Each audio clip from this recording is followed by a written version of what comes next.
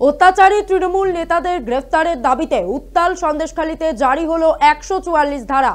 রাজ্য পুলিশের এডিজি মনোজ ভার্মা দাবি ছিল সন্দেশখালীর পরিস্থিতি নিয়ন্ত্রণ, তার মধ্যেই 144 ধারা জারি করলো প্রশাসন। এর জেরে সন্দেশখালীর ত্রিমোহিনী বাজার এলাকায় মোতায়েন করা হয়েছে বিপুল পুলিশ বাহিনী।